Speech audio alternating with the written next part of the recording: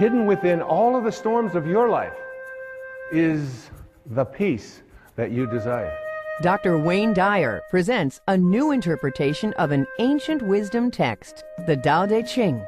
Many people call this a manual for achieving a way of life that literally guarantees integrity, joy, peace, and balance in our life. Change your thoughts based upon the wisdom of the Tao, and your life will change. Join Dr. Dyer as he reveals how to live the wisdom of the Tao and achieve higher consciousness. When Change Your Thoughts, Change Your Life airs next.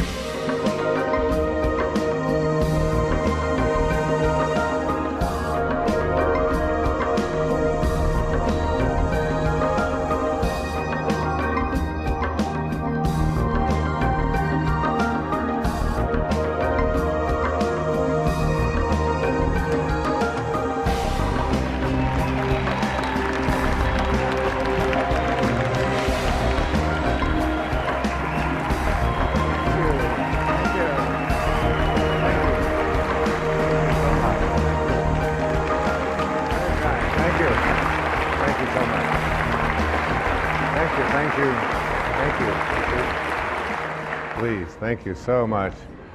It's so wonderful to be back on public television. It's now 10 years we've been creating public television programs. It's been a wonderful journey. I obviously support public television.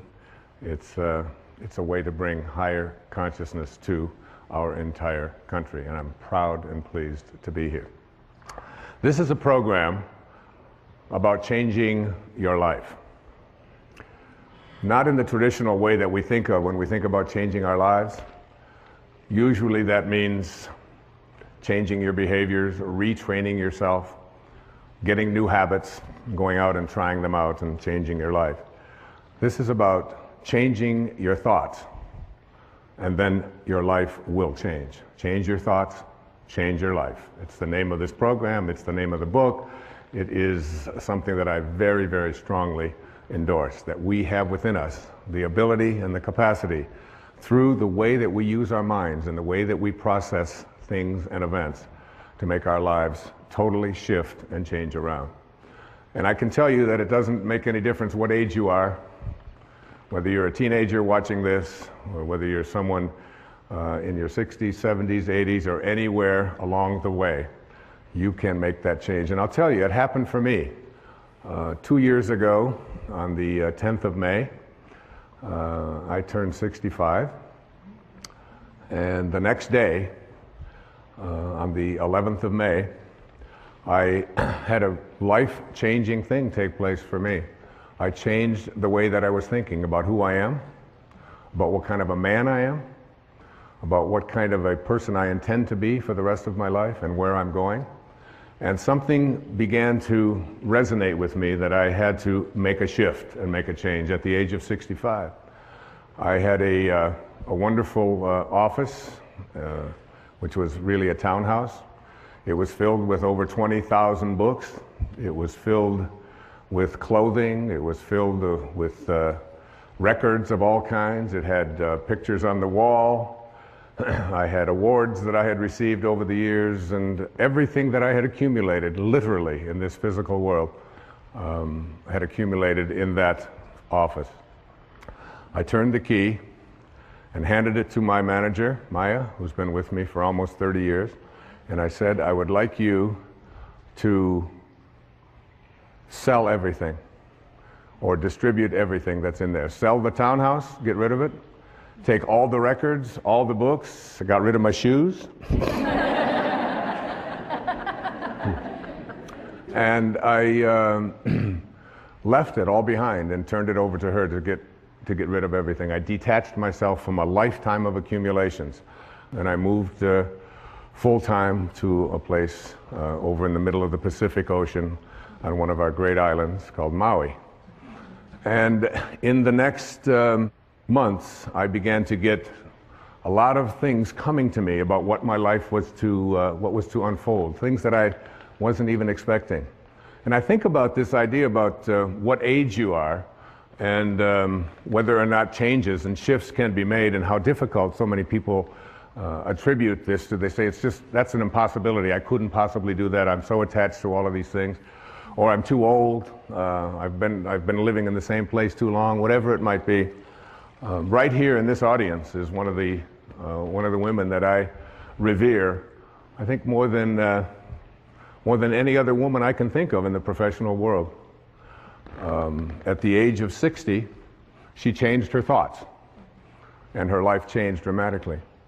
She started a publishing company called Hay House, which is one of the world's largest publishers of spiritual and higher consciousness materials. She wrote a book called You Can Heal Your Life. She's here today. Her name is Louise Hay. Louise, would you stand up and be acknowledged?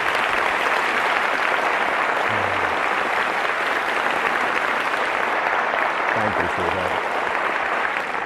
Louise, with a great number of people from all over the world, just celebrated her 80th birthday. So,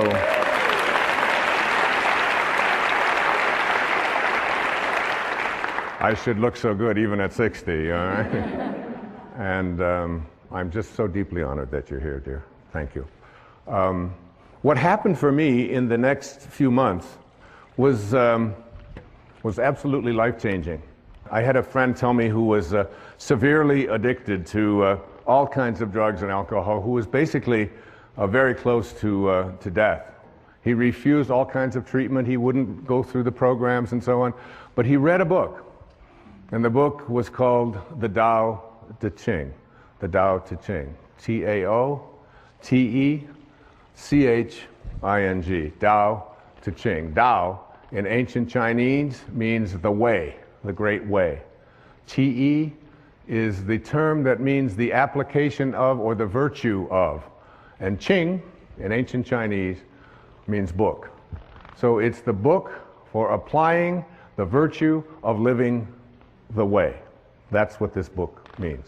And he told me that, and I thought, I've heard of the Tao Te Ching, I've heard of Taoism, I'm familiar with that. I had read about it when I was in college. I'd even lectured a little bit about it when I was teaching at a university in New York City, at St. John's University. It was something that I had sort of a cursory awareness of. But it wasn't something that I was really profoundly interested in. I was watching a TV show one night, and someone talked about the Tao on there. I walk into a bookstore, and there's a copy of the Tao. This is all happening in the 6 months or so that between when I had left and knowing that it was time for me to detach myself from all of the things that had been so much a part of my life and move on into a new area of my life. So I couldn't resist it any longer, and I said, I really want to read the Tao, and I'm going to take the next year, a full year, and in that year, what I would like to do is I would like to read each verse.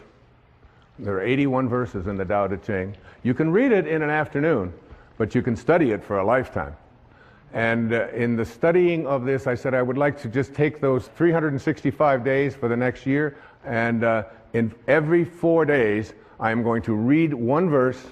Some of them are only 4 lines long. Some of them are 12, 16 lines long.